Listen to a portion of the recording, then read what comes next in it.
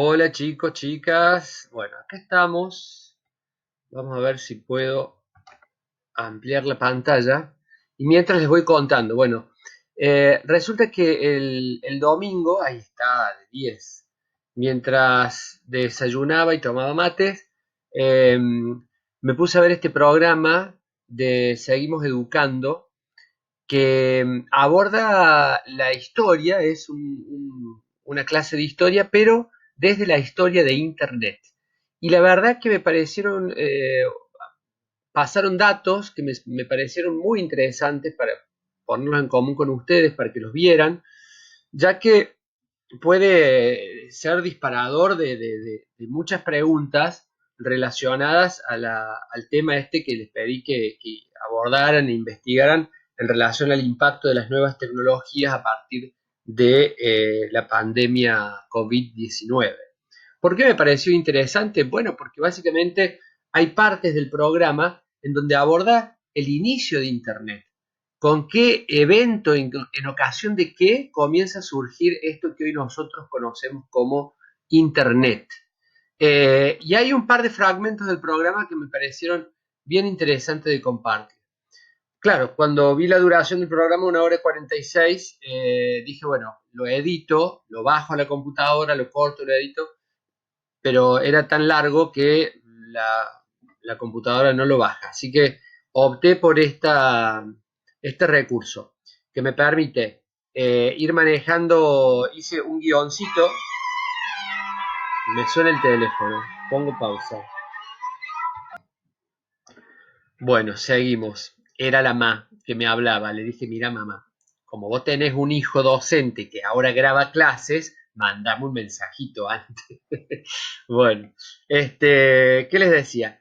Como es tan largo, no les iba a hacer ver la 1 hora y cuarto del programa, entonces me guioné lo que me interesaba mostrarles y compartir con ustedes, así que vamos a ver si esto funciona, ¿no? Nos vamos a ir acá al minuto 13, donde presentan el inicio de Internet. Fíjense qué curioso cómo arranca la Internet. Que nos va a dar la profesora Carla. Pasada la mitad del siglo XX, las dos grandes superpotencias, Estados Unidos y la Unión de Repúblicas Socialistas Soviéticas, se trenzaban en lo que se llamó Guerra Fría. Un conflicto de amenazas y estallidos bélicos en países periféricos que hizo que el mundo viviera al borde de una posible nueva guerra mundial, esta vez atómica. Vistas desde la actualidad, la informática y las computadoras de la época parecían de la edad de piedra. Grandes armatostes que, manejados por un operador, se alimentaban de tarjetas perforadas o cintas magnéticas para hacer largos cálculos. Computar. Los datos obtenidos eran, sin embargo, de alto valor. Y en ese contexto político, donde la paz era apenas un equilibrio inestable, la idea de resguardar la información almacenada se volvió vital.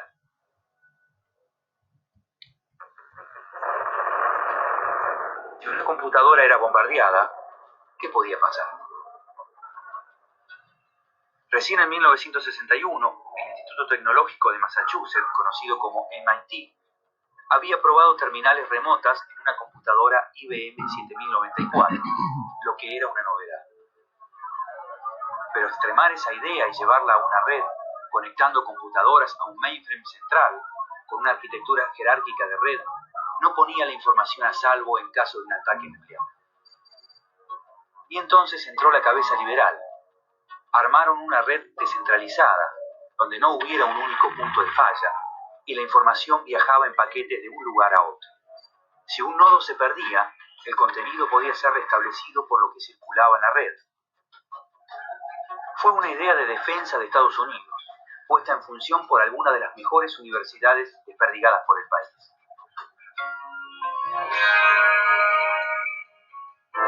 Me mata, Carla, que el origen de Internet tenga un trasfondo bélico.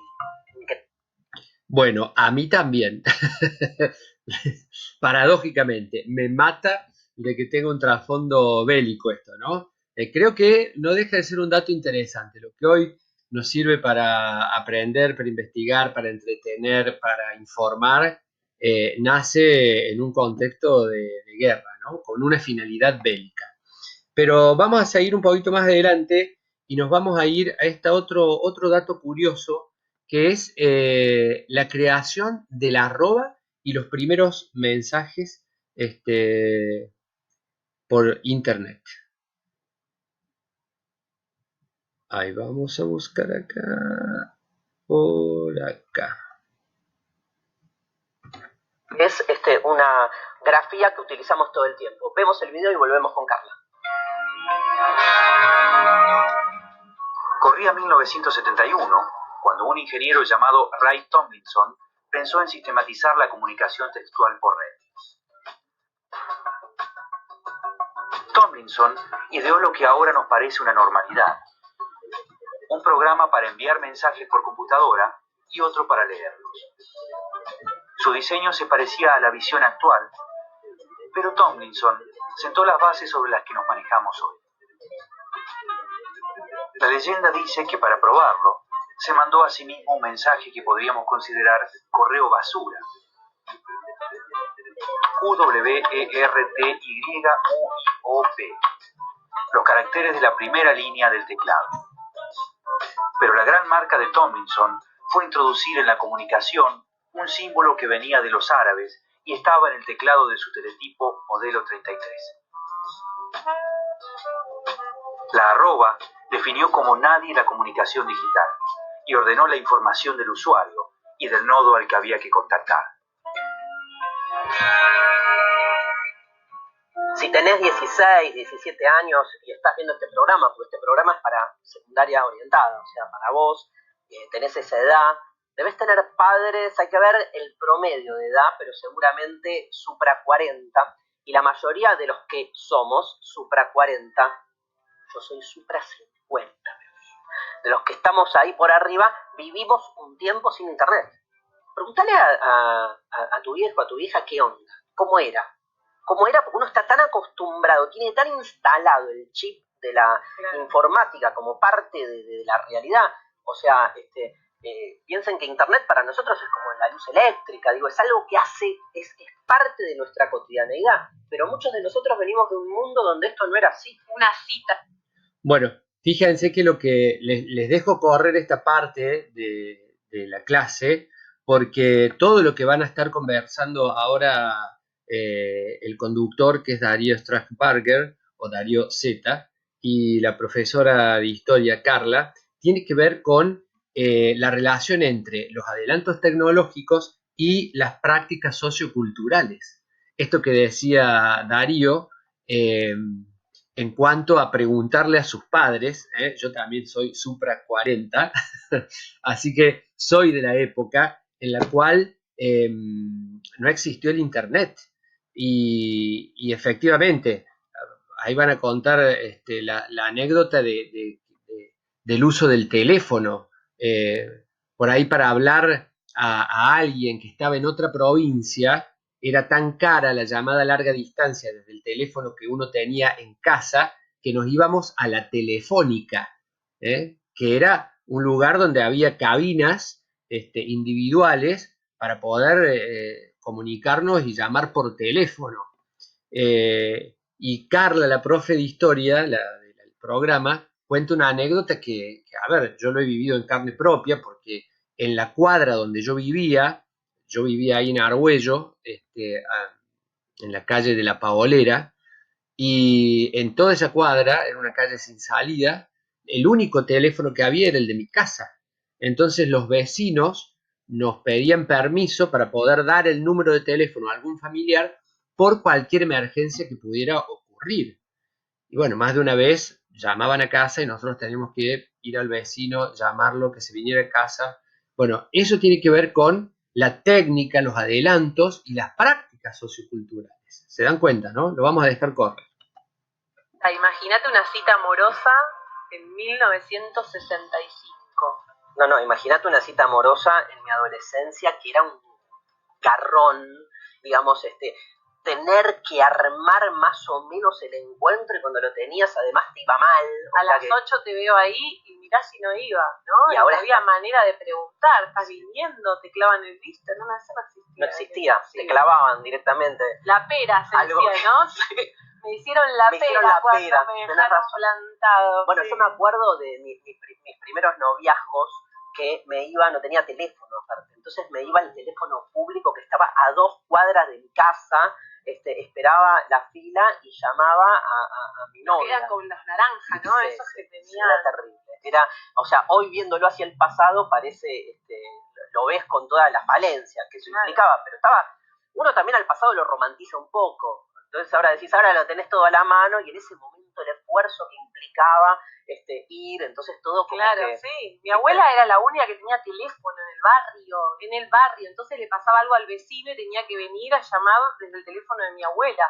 Ni habla. Los cambios y cómo los seres humanos van atravesando estos cambios, así que bueno, preguntale a tus padres, a ver cómo era ese mundo, como te contamos nosotros, previo a Internet. ¿Cuándo surge Internet? ¿Nos ayudás? Bueno, en la década del 80 surge Internet, 1983, pero bueno, era una herramienta que no la usaban todos, claramente, no estaba al alcance ni a la disponibilidad de todos. No, y el desarrollo de Internet fue generando también cambios en los comportamientos sociales, ¿no? Y sí, eso sí, nosotros vamos a encontrar algún tipo de transformación que es un poco... No sé si han prestado atención, el desarrollo de Internet empezó a generar cambios en los comportamientos sociales, ¿no? Frase para subrayar. Lo que nos acerca a esta época, a nuestra época actual, es el desarrollo del World Wide Web. ¿Qué es el World Wide Web? www. Lo voy a anotar en el pizarrón. Nadie lo leyó nunca. Cada vez que ustedes quieren ingresar a un sitio en internet, ponen estas siglas que significan World Wide Web y que se crean, en realidad, entre 1989 y 1990. Y esto es una transformación en el paradigma con respecto al acceso a la información, porque es un sistema para la distribución de hipertextos y para la distribución de archivos hipermedia a lo largo y a lo ancho de todo el mundo. Digo todo el mundo que tenga acceso a esto, porque también tenemos que decir, Darío, que no todos tienen acceso a Internet en el mundo y eso en la actualidad se está estudiando, se piensa como la brecha, ¿no? Y se piensa un poco la desigualdad en el acceso tecnológico. Hoy se habla de el acceso a la tecnología como un derecho humano y como un derecho de tercera generación, y eso es importante que lo pensemos como ciudadanos, ¿no? Está buenísimo lo que decís, Carla. Vamos a tener una entrevista ahora en algunos minutos donde vamos a hablar con una especialista, digamos, que trabaja fuertemente el tema de la desigualdad, pero me encanta porque sabes que acá en el guión presenta el tema de la www como la popularización de Internet. Exacto. Y vos das en un punto clave, que algo se populariza y sin embargo no es para todos. Sí. Se crea la representación simbólica de que Internet es accesible para todos. El tema es a quién incluye ese todos. Todos no somos todos. Exacto. Es increíble, ¿no? Porque hay un montón, no sé bien los números, le vamos a preguntar después a nuestra entrevistada, pero evidentemente no todo el mundo tiene acceso a Internet. No, y también una cosa que me interesaría destacar de este nuevo sistema y este nuevo acceso a los archivos, a la información, es la aparición del hipertexto. El hipertexto, para los que están en casa, que están mirando, es cuando ustedes están leyendo un texto y de pronto aparece una palabra en azul o en otro color que hacen clic y los lleva a otro lado. Y eso permite la expansión, digamos, de la información. Uno viene leyendo y puede expandir su conocimiento, su lectura, sus intereses en función Increíble. Y en múltiples direcciones. Entonces ya ahora no tenemos, digamos, esa práctica de lectura. Hay un historiador que se llama Roger Chartier que él estudia la historia de la lectura y cómo se leía antes y demás. Y digo esto en términos históricos, ¿no? Sí. ¿Cómo leemos ahora? ¿Cómo leemos nosotros? ¿Agarramos un libro y lo leemos de corrido o vamos frenando y vamos googleando lo que nos interesa de ese libro? ¿Vamos expandiendo ¿Cómo cambia, nuestras posibilidades o no en relación al surgimiento de... ¿Cómo cambia la lectura? Me encantó, por ejemplo, del libro. Pienso, por ejemplo, en una clase donde no sé, de matemática, como nos ha pasado acá, donde el profesor habla de los ejes cartesianos y es como si en la clase vos escucharas cartesiano, tocas ahí y te aparece el profesor de filosofía en la mitad de la clase explicándote de dónde salió la palabra cartesiano que remite Claro. al filósofo Descartes. Bueno, eso en la informática te lo En el permite. aula pasa todo el tiempo eso. Yo de pronto, no sé, estoy recomendando, sí, me encanta recomendar películas. Recomiendo una película, los chicos ya la están buscando, ya la están viendo y me dicen, profe, ¿es esta? Ahora, O qué digo, lindo que sí. pintara ahí, apareciera el profesor de cine, ¿no? Entonces Sí. se pudiera dar una cosa, bueno, nada, perdón, es holograma. la hora, la comida me Sí. cayó mal, así que estoy medio como... No, pero es un poco de interesante eso, porque eso ensoñación. se llama realidad aumentada, o sea, empezar a pensar un poco en cómo nosotros podemos expandir la realidad a partir de las herramientas tecnológicas. Vamos a ver un video que habla de la popularización de Internet y ya volvemos. La WWW hizo estallar Internet y los cambios empezaron a sucederse a una velocidad que nadie podía imaginar. En 1993 se lanzó Mosaic, el primer browser gráfico que permitió navegar por la web. Al rato ya había aparecido otro que hizo que este fuera olvidado. Se llamó Netscape. A la vez, ya había programas de correos electrónicos mucho más amigables y visuales. Y tanto con los navegadores como con el email, el cambio iba mucho más allá. La comunicación por Internet dejaba de ser para expertos, empezaba a volverse popular. De ahí en más, los cambios ya no se medirían solo desde lo tecnológico o lo ingeniero, sino que buscarían conformar a usuarios normales, que querían practicidad.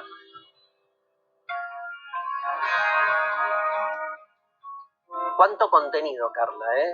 Aparte bombardeamos de todo, así que si te parece, nos vamos yendo al recreo, Dale. respirando un poco para que nuestros estudiantes, nada, hagan como su propio resumen mental, vayan a hacerse el mate, que ya se viene la hora, y a la vuelta les presentamos a Clementina. No digas nada, No.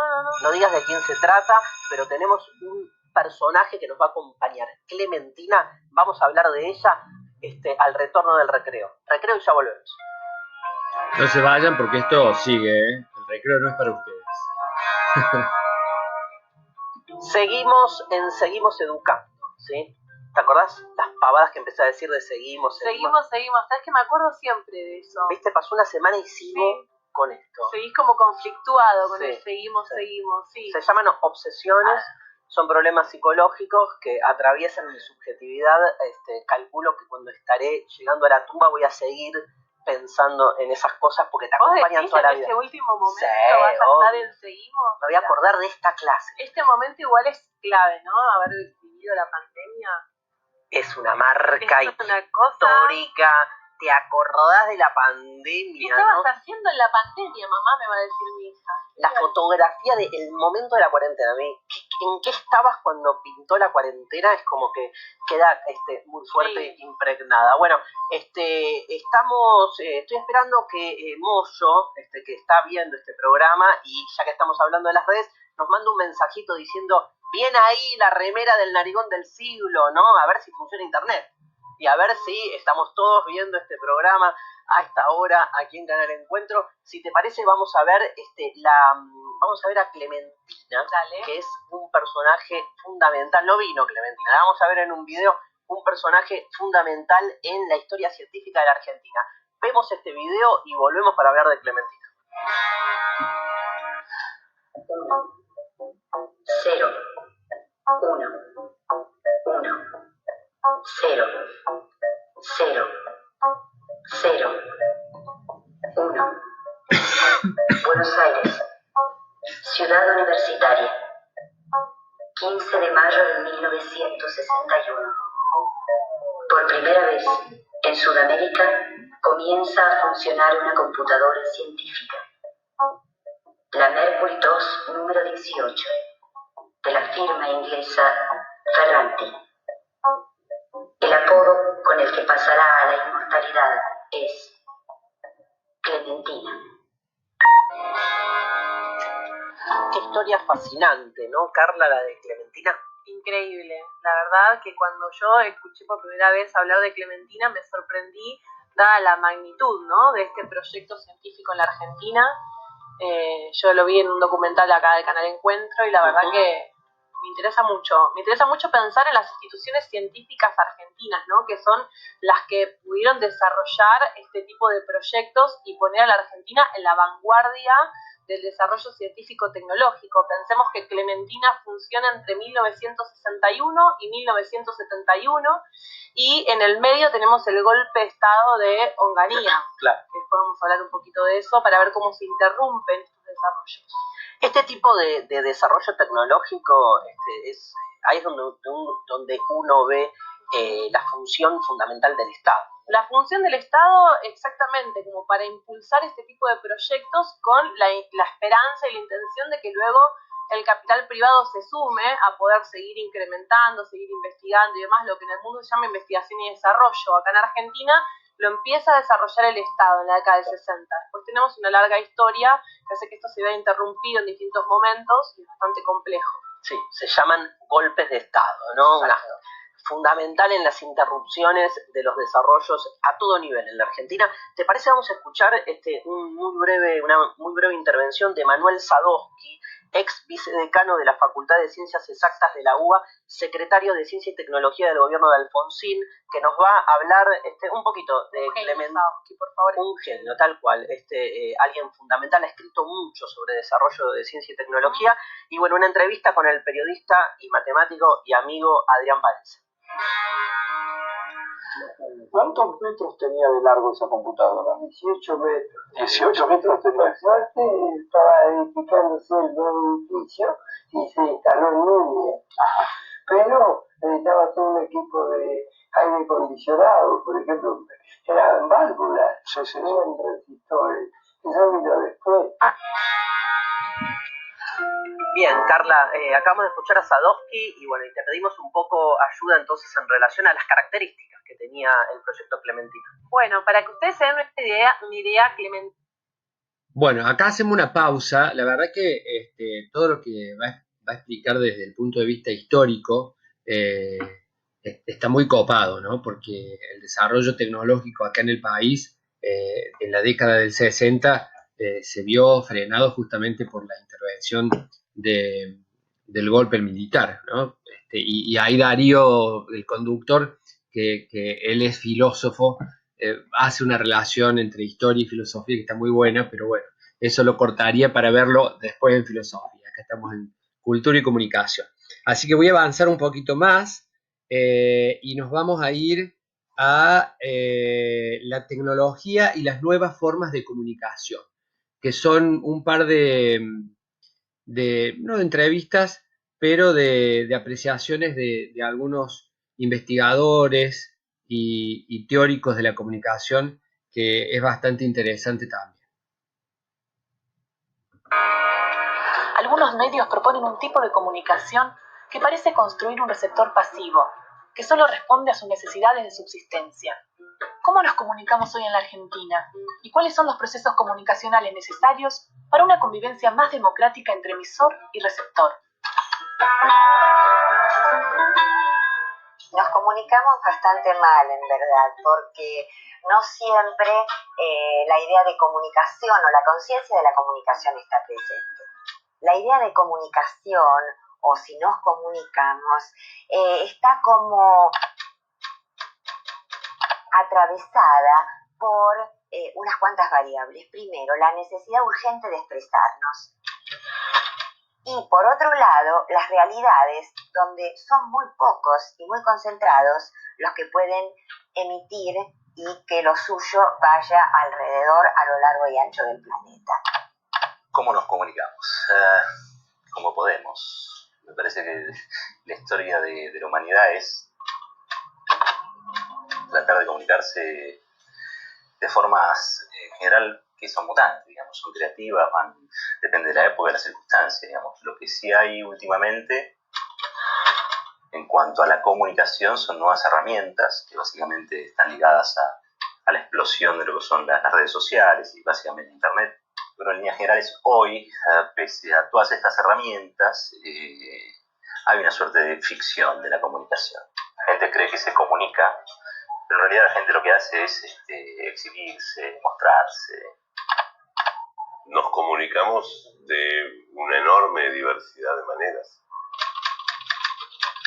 a veces uno pierde de vista la cantidad de vías, modos, elementos que integran los procesos de comunicación, porque está acostumbrado a pensar que la comunicación es simplemente o sola exclusivamente o cuando yo te digo algo o cuando enciendo la radio o leo el diario.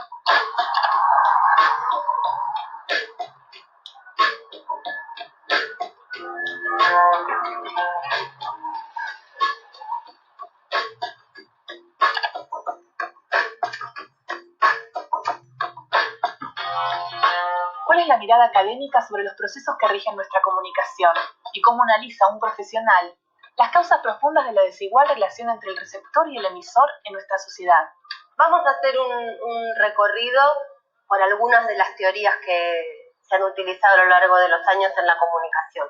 La más común es una que tiene al emisor por un lado y al receptor por el otro, pero lo que propone este esquema, que tiene como inconveniente para pensarlo hoy, es que hay un receptor libre de recibir información, que no tiene ningún tipo de condicionamiento y que puede recibir todo lo que se emite desde un lugar de absoluta libertad. En realidad se acerca un poco más a lo que luego fue pasando y pasa en la actualidad, la idea de ver a un emisor que no es que tiene un receptor, sino que construye un destinatario, es decir, arma casi a su imagen y semejanza lo que ese emisor va a emitir. Ha aparecido la comunicación. Perdón que corte ahí, pero fíjense cómo esto se une, lo que estaba explicando la docente ahí, la investigadora, toma, digamos, acotadamente uno de los paradigmas que nosotros habíamos visto, ¿no? Uno de los conceptos de los paradigmas de la comunicación, pero también habla de cómo el emisor construye a su receptor, ¿no? Para poder brindarle una comunicación a su medida, ¿no? Esto de la construcción de la realidad, llevado al plano de la información, que era uno de los puntos que tienen que desarrollar. Este que va a hablar ahora es el director de Le Monde Diplomatique. Comunicación al instante, global, es decir, la gente comunica entre sí sin la mediación de maestros, profesores, periodistas, intelectuales. Cada vez más, además, se entra en Facebook, en cualquiera de los sistemas que están apareciendo, seguramente van a aparecer muchísimos más. Entonces, evidentemente, esto provoca una serie de perspectivas, por un lado, muy positivas, y por el otro lado, un momento de transición que genera una enorme confusión. Bueno, acá estamos, una clase hermosísima con Carla, clase de historia, clase de ciencias sociales, trabajando temas muy afines, muy cotidianos, también para reivindicar un poco, como decíamos la clase anterior, que una clase de historia no es una clase solemne, aburrida, de temas que no nos interese. O sea, entender la historia de Internet es entender una de las tecnologías que hoy constituyen nuestro presente. Vamos a avanzar un cachitín más y va a ser la última partecita que les quería mostrar y que tiene que ver con una publicidad que promovía el primer teléfono móvil allá por el año 1973. Creo que hay una partecita que no se escucha, pero es muy interesante cómo lo publicitan, cómo lo promueven, en esto de que vas a poder hablar de cualquier lado que se te ocurra y van a ver el tamaño de ese celular. Esto nos vamos a ir acá.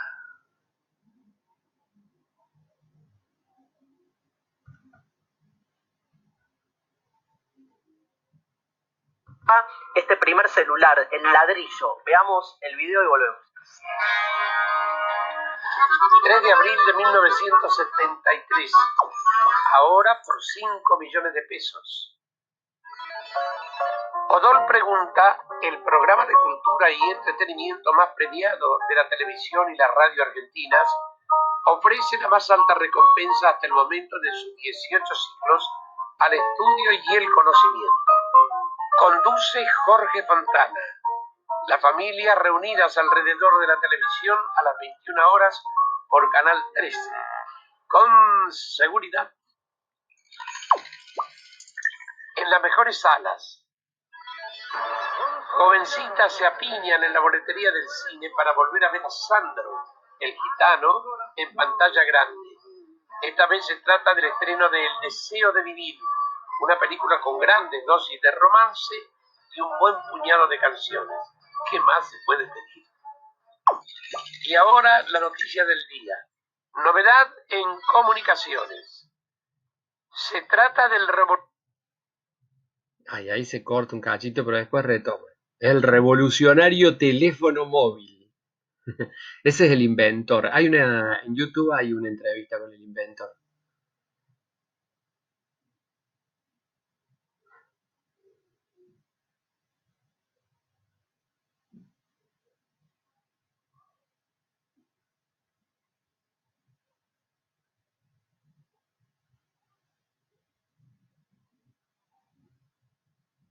en la manera de comunicarse configurará la forma de vida de los habitantes de este mundo. Fíjense Un hecho, una noticia. que la nueva manera de comunicarse configurará una nueva manera de vida. Es tremendo, ¿no? Año 1993. Hoy, 2020, estamos analizando, ¿no?, a partir de un evento mundial, una nueva manera de comunicarnos y una nueva manera de configurar los comportamientos sociales, ¿no? Por eso me parecía súper interesante compartir esto con ustedes. Puede convertir un día como cualquier otro en un día histórico. Quizás hoy, en alguna parte del mundo, esté ocurriendo algo que deje su marca para siempre. Seguimos. Bueno, ya para terminar, a ver si logro captar el pizarrón, lo que dice el pizarrón. Porque es muy interesante. A ver. Antes que esté entre esta entrevista.